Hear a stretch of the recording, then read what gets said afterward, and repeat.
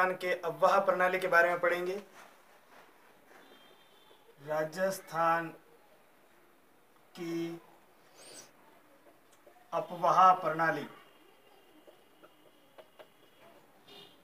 वैसे तो बहुत ही विस्तृत टॉपिक है ये, लेकिन अपन 2 या 4 नदियों के बारे में देखेंगे। उन नदियों का विस्तृत वर्णन करेंगे, शुरुआत से लेकर के वो किस नदी के अंदर मिलती हैं, किस खाड़ी के अंदर जाकर के मिलती हैं, उन नदियों का अपन विस्तार से अध्ययन करेंगे।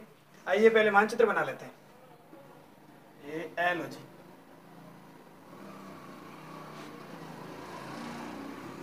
अब सबसे पहले लेते हैं अपन चंबल नदी। चंबल नदी निकलती है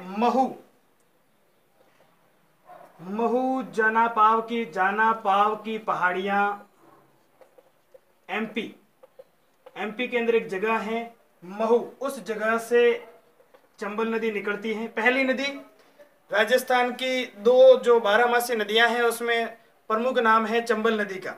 चंबल नदी महू से निकलती है, जो जानापाव की पहाड़ियां हैं वहां से, जगह का नाम है महू, ये एमपी में आया हुआ है।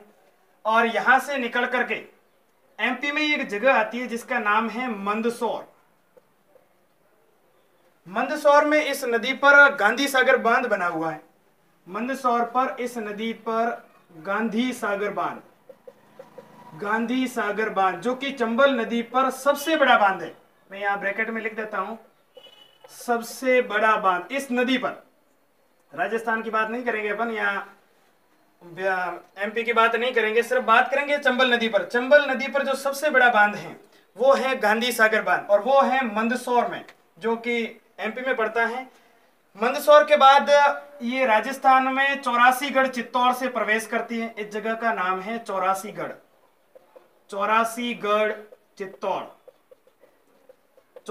चित्तौड़ से चंबल नदी राजस्थान में प्रवेश करती है। चौरासीगढ़ चित्तौड़गढ़ से राजस्थान में प्रवेश करने के बाद थोड़ी आगे जाती है, जगह आ जाती है, उसका नाम है भैंसरोड़गढ़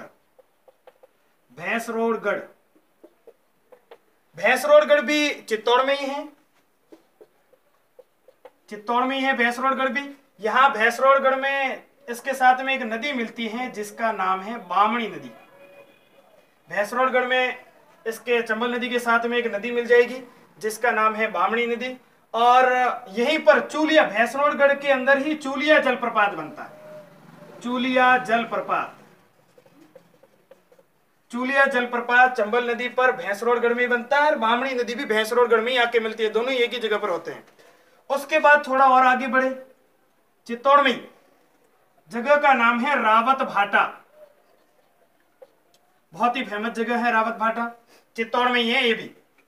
रावत भाटा में एक बांध बना हुआ है जिसका नाम है राणा प्रताप सागर।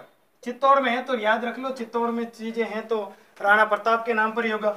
राणा प्रताप सागर बांध, और ये बांध बहुत ही फेमस बांध है। और रावत भाटा इसलिए फेमस है कि भारत का दूसरा बड़ा अणुशक्ति ग्रह जो है वो रावत भाटा बना हुआ है। पहला है तारागढ़ में और दूसरा यहाँ पे बना हुआ है अणुशक्ति ग्रह, और दूसरा सबसे बड़ा सेकंड नंबर लगता है रावत भाटा का। अब रावत भाटा से नदी को और थोड़ा आगे बढ़ा लेते हैं। चित्तौड़ पार किया, चलो भाई नदी आ गई अब कोटा में,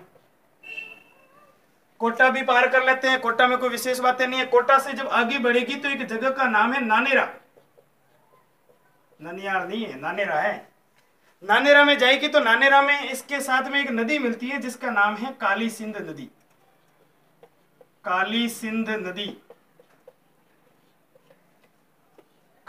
नदी नानेरा नामक जगह पर चंबल नदी के साथ में मिल जाती है। काली सिंध नदी निकलती है देवास, और पहाड़ियों का नाम है बाकड़ी की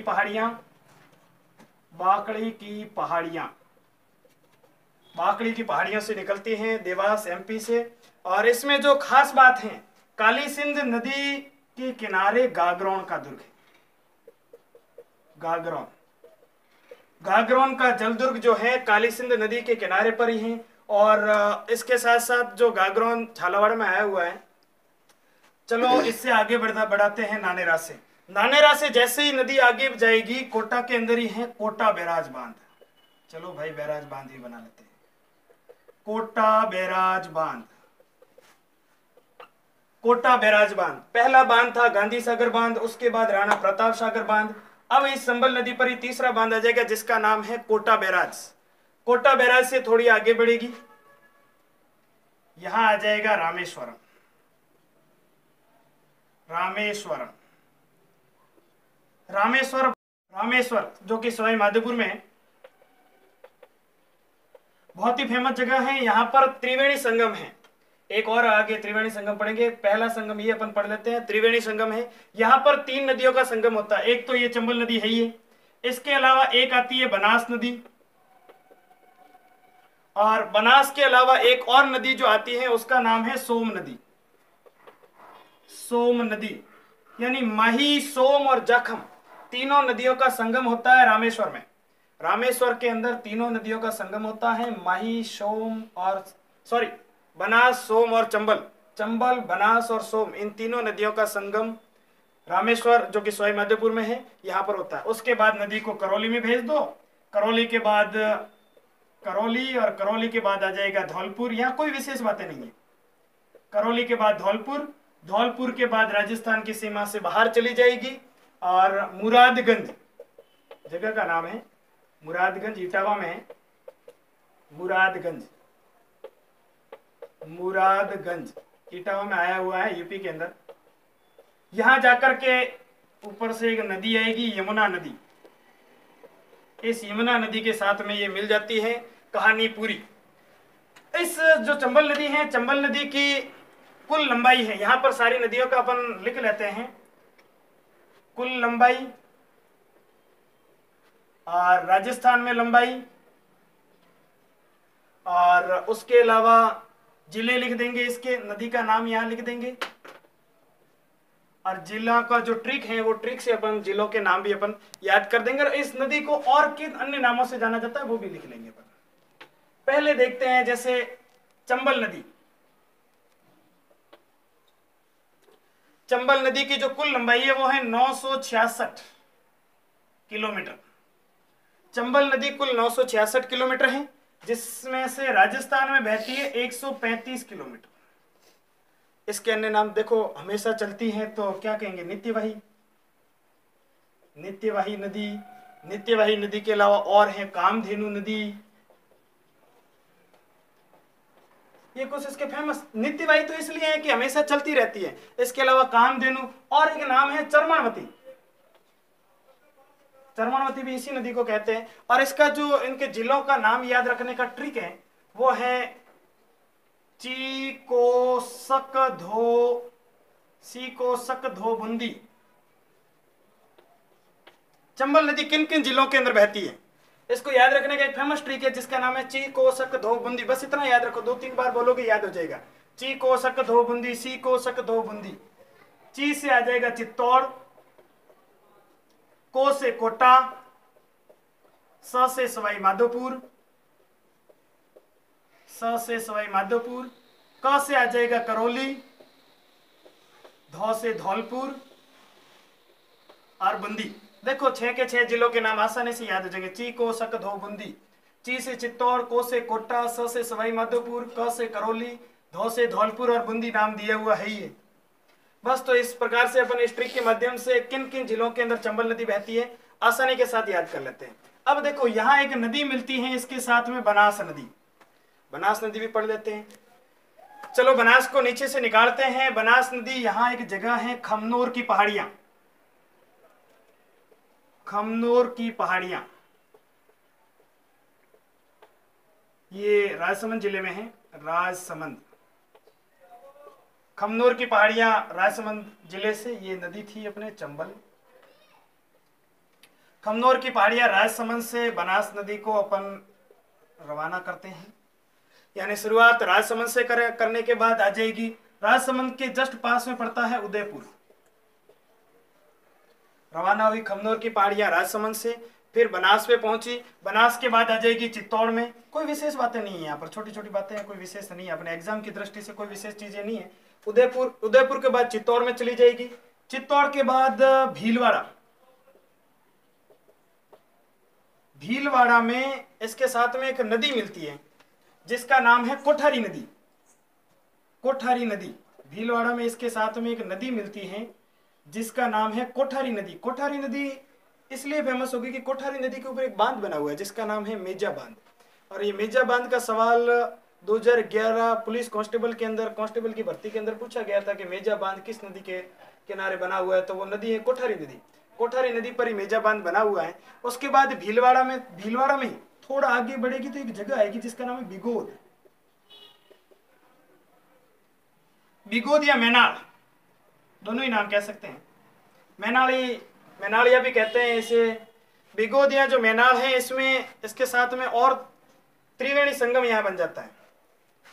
बिगोद या मैनाल के अंदर जो त्रिवेणी संगम बनता है उसमें एक तो नदी आके मिलती है बेडच, जो नदियों के नाम लिख रहा हूं मैं नीचे लिख देता हूं। एक तो नदी मिलती है बेडच और जो दूसरी नदी है मैनाल। नाम पड़ा तो बस नाम याद रख लो, मैनाल। देखो पहला त्रिवेणी संगम अपन ने देखा रामेश्वर में हुआ था, सवाई माधोपुर के अंदर, जिसमें चंबल, सोम और बनास 3 नदियां थी। एक जो बिगोद के मैनाल के अंदर का जो फेमस है उसका नाम मैनाल, तो इसलिए कहते हैं कि मैनाल नदी बनास के साथ में मिलती है। एक बेडेच नदी और बनास नदी है ही है। उसके बाद में और थोड़ा जब आगे बढ़ जाएंगे अपन तो एक और नदी है खारी या डाई नदी, वो भी यहाँ आकर के मिल जाएगी। और फिर आ जाएगा टोंक। टोंक के अंदर एक बहुत ही बड़ा बांध बना हुआ है जिसका नाम है बीसलपुर बांध। बस टोंक, बीसलपुर बांध, और बीसलपुर बांध के बाद लो जी रामेश्वर में मिला लिया, त्रिवेणी संगम हो गया और स्वाहा, काम पूरा हो गया। अब एक और नई नदी, उससे पहले इसको भी देख लेते हैं। नदी का नाम है बनास। बनास नदी की जो कुल लंबाई है वो है 480 किलोमीटर और राजस्थान में पूरी की पूरी राजस्थान में ही चलती है। 480 किलोमीटर है, 480 किलोमीटर राजस्थान में ही है। देख लो, राजसमंद से शुरुआत हुई थी और सवाई माधोपुर के अंदर खत्म हो गई, यानी कि पूरी की पूरी जो नदी है राजस्थान के अंदर ही चलती है, राजस्थान से बाहर। अगर सवाल पूछा जाए पूर्णतः राजस्थान में बहने वाली सबसे लंबी नदी कौन सी है, तब तो नाम हो जाएगा बनास। और वैसे ही पूछा जाए कि राजस्थान की सबसे लंबी नदी कौन सी है, तब फिर उसका आंसर होगा चंबल। देख लो 966 किलोमीटर है। लेकिन राजस्थान में चलने की बात करें तो राजस्थान में सबसे ज्यादा कौन सी चल रही है, बनास नदी चल रही है। कितने किलोमीटर, 480 किलोमीटर। अब बनास के अन्य नाम देख लेते हैं। बनास का नाम है वर्णासा, वर्णासा और वशिष्ठी। बनास के जो अन्य नाम है वो है वर्णासा और वशिष्ठी। जिलों का ट्रिक, ये भी 6 जिलों में, बनास नदी भी 6 जिलों में। अब छोटा सा ट्रिक है, जैसे सटोभीराऊसी, सटोभीराऊची, सटोभीराऊची, सटोभीराऊची। स से हो जाएगा अपने सवाई माधोपुर, जहां पे रामेश्वर में मिलती है सवाई माधोपुर। टो से टोंक, भी से भीलवाड़ा, और राजस्थान का मेन शस्त्र है भीलवाड़ा। रा से हो जाएगा जहां से निकलती है राजसमंद, ऊ से उदयपुर, और ची से चित्तौड़गढ़, चित्तौड़। बस दोनों के 6 से जिलों में बहती है, दोनों के ट्रिक है। चंबल नदी का ट्रिक है चीको चकदो बूंदी, और बनास का है सटो भीराऊसी, बनास का है सटो भीराऊसी। अब एक नई नदी लेते हैं जिसका नाम है लूणी नदी। लूणी नदी ये जगह है राजस्थान का हृदय, जिस शहर को कहते हैं अजमेर। अजमेर में तुम जाओगे तो अजमेर में जो आना सागर झील है, आना सागर झील के जस्ट पीछे जब हम पुष्कर जाते हैं तो उसी पहाड़ी से, जिस पहाड़ी से होकर अजमेर से पुष्कर जाना होता है, तो पहाड़ी को